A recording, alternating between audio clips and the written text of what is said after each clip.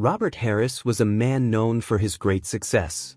At 56 years old, he had become famous for his wealth, generosity, and social responsibility. He seemed to have everything: a huge estate in the countryside, a seat on the boards of some of the most powerful companies, and a spotless reputation. From the outside, it looked like Robert had reached the top of the world. But despite all the praise and accomplishments, there was an emptiness that had been growing inside him. The more time passed, the more disconnected he felt from everything around him. Robert had always been the kind of person to stay busy, always looking forward to the next project, the next deal, or the next charity event. But as he grew older, he began to wonder what it all really meant. He had never been married, never had children, at least none that he acknowledged. His relationships were brief and never went deep.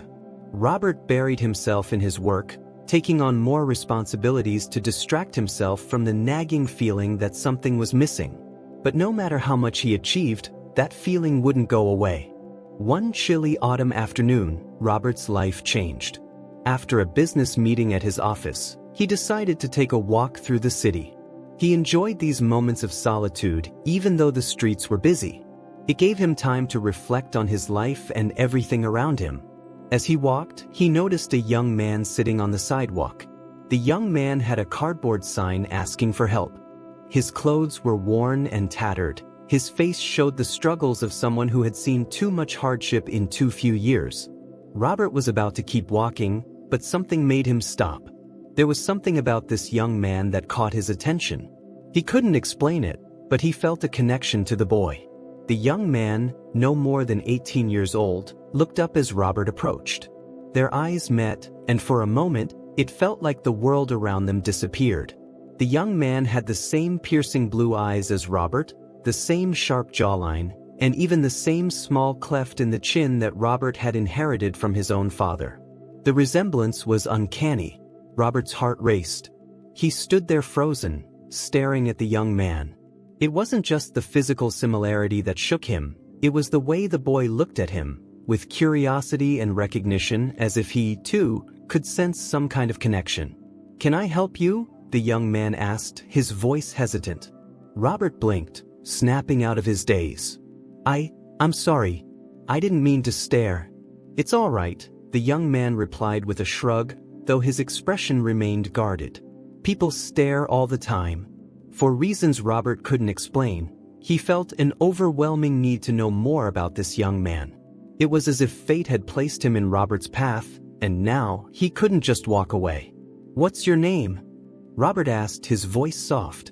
"Jacob," the young man replied. "Jacob Carter?" Robert nodded slowly.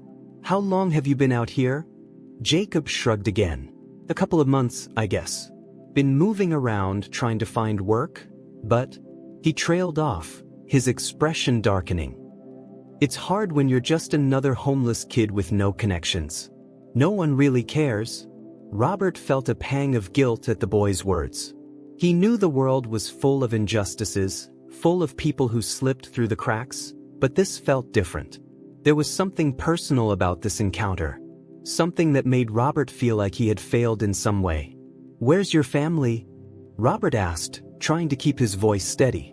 "Don't have much of one," Jacob said simply. "My mom passed away last year. She was all I had." Robert's heart sank. He wanted to offer some kind of comfort, but the words felt hollow. What could he possibly say to a young man who had been dealt such a tough hand in life? What right did he have to offer sympathy when he had lived a life of privilege? "Do you have a place to stay tonight?" Robert asked. Jacob shook his head. "I'll figure something out." "I usually do." Robert's mind raced. He couldn't just leave this young man on the streets. There was a part of him, an undeniable, unexplainable part, that felt responsible for Jacob, as if some invisible thread connected them. "Come with me," Robert said suddenly, the words spilling out before he could stop them. Jacob frowned, his guard immediately going up. "Why?" "I want to help you," Robert said earnestly. "Just for tonight. I have a place nearby. You can get cleaned up, have a meal, get some rest. Then we can figure out what to do next." Jacob hesitated, clearly torn between skepticism and desperation. Robert could see the wheels turning in his mind, weighing the risks and rewards of accepting help from a stranger.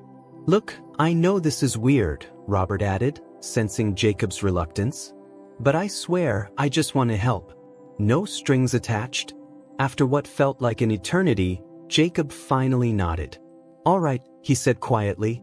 "But just for tonight." Robert breathed a sigh of relief.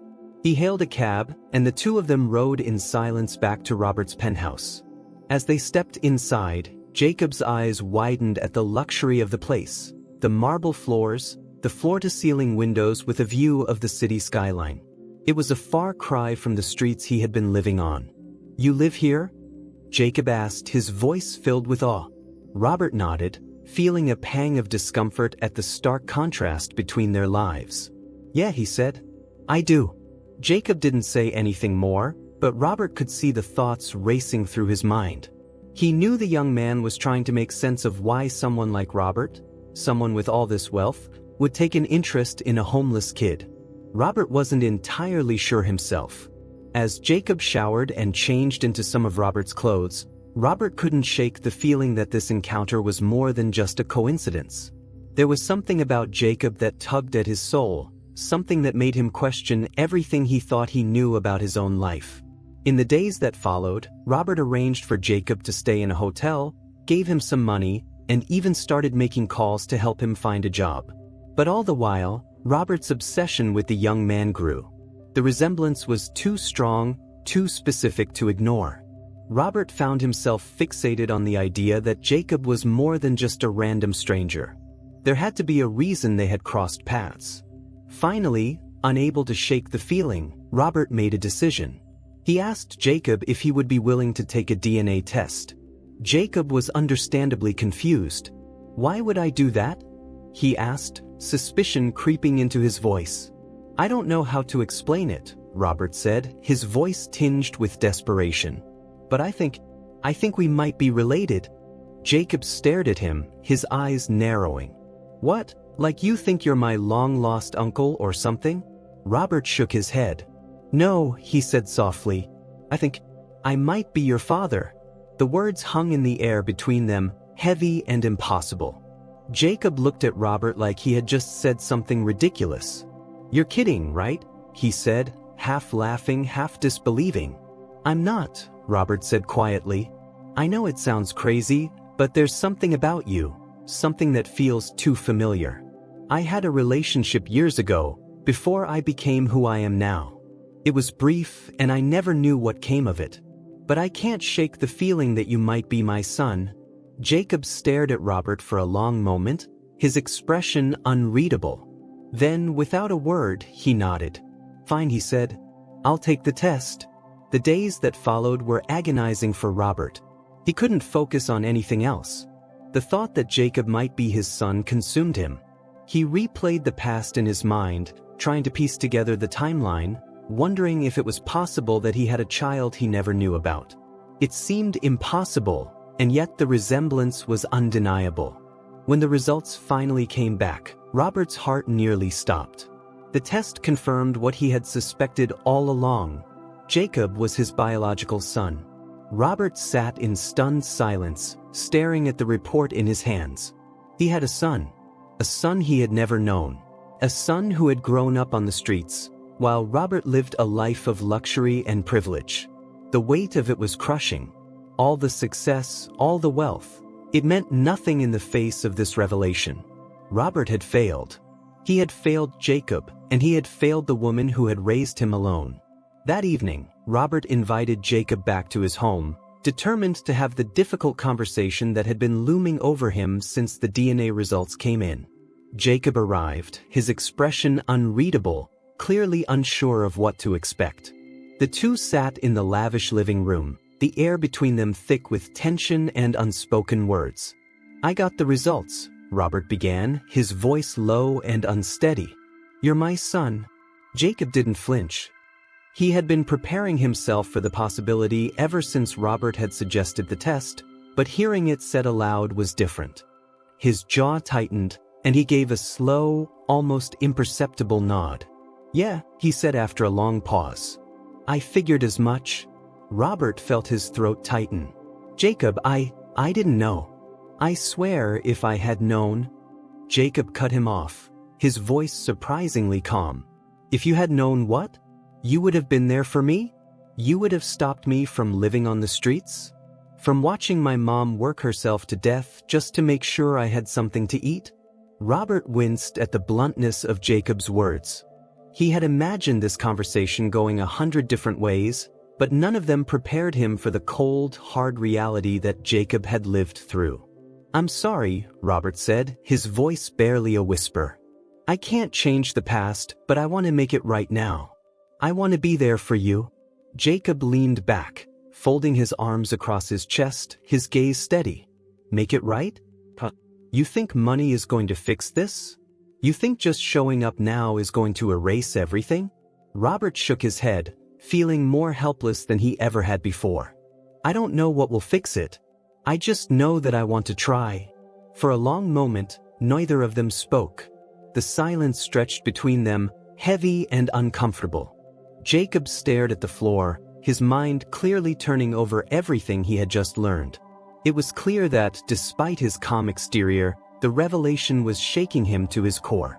Finally, Jacob spoke, his voice quiet but firm. My mom never told me who my father was. She always said he wasn't around, and that was all I needed to know.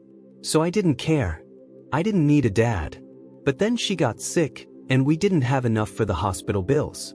I watched her die, and all I could think about was how maybe, just maybe, if we had a little more money, she could have survived. Robert felt the words hit him like a punch to the gut. Jacob, I can't even begin to tell you how sorry I am. If I had known, if I had been there, things could have been different. Jacob looked up, his eyes flashing with a mixture of anger and sorrow. But you weren't there. You were out living your billionaire life while we were barely getting by. Robert had no defense. Everything Jacob said was true, and the weight of it sat heavily on his shoulders. I'm here now, Robert said softly. I know that doesn't make up for anything, but I want to get to know you. I want to help. Jacob let out a long sigh, his face softening for the first time since the conversation started. I don't need your money, he said. But maybe we can figure this out. I don't know. I've spent my whole life being angry about a lot of things, but I don't know what to do with this. Robert nodded, feeling a glimmer of hope. We don't have to figure it all out right now. But we can start by spending time together, by getting to know each other. Over the next few weeks, Robert and Jacob began meeting regularly, slowly building the foundation of a relationship that neither of them knew how to navigate. Jacob, still wary of his father's wealth, made it clear that he didn't want handouts or charity. What he needed was something deeper, an understanding, a connection. As they spent more time together, Robert learned more about the life Jacob had led, his struggles, his resilience, and the hardships he had faced growing up without privilege. In turn, Jacob began to see a side of Robert that wasn't just the billionaire on TV. He saw a man who was grappling with his own mistakes, trying to make sense of the past and connect with the son he had never known. One day, as they sat together in a quiet park, Jacob opened up about his dreams. I don't want to stay on the streets forever, he said. I've got dreams, you know. I just never had the opportunity to go after them. Robert looked at him, a mixture of pride and regret filling his chest. You don't have to do it alone anymore, he said. Whatever you want to do, I'm here to help. Jacob nodded, though there was still a part of him that remained guarded. I guess I just never thought I'd have someone in my corner like this. Over time, Robert came to realize just how much privilege he had taken for granted throughout his life. Jacob's story was a stark reminder of the disparities between them, not just in wealth, but in experience. Robert's success had insulated him from the harsh realities that Jacob had faced every day. As father and son worked to bridge the gap between their worlds, they both learned valuable lessons. For Robert, it was a humbling experience, a reminder that success means nothing without compassion and family. For Jacob, it was the realization that, while life had been unfair, he didn't have to carry the weight of it alone anymore. In the end, Robert did more than just provide financial support. He became the father he had never had the chance to be. And Jacob, in turn, found a place in his life where he didn't have to fight every battle on his own. It wasn't a perfect ending. There were still wounds that needed healing, still moments of tension and uncertainty, but it was a beginning that neither Robert nor Jacob had expected, but one that they both embraced with open arms. And as they stood together, looking out over the city skyline that had once seemed so distant to Jacob, they both understood that family wasn't just about blood. It was about the choices they made moving forward together. Robert and Jacob's story reminds us of the power of second chances and the importance of family, no matter how broken the past may seem. Their journey teaches us that it's never too late to try to make things right, and that true wealth comes not from material success, but from the relationships we build and the compassion we show. For Robert, the lesson was clear: success without love, family, and connection is empty. For Jacob, it was about learning that no matter how tough life gets, there is always hope, and sometimes help comes from unexpected places. This story encourages us to reflect on our own lives and relationships.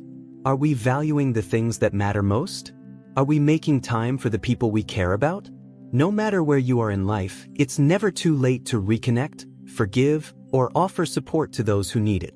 If you found this story inspiring, please give it a thumbs up and share it with others who might need a reminder of what truly matters in life. And don't forget to subscribe to our channel so you never miss out on more stories like this. Thanks for watching, and we'll see you in the next video.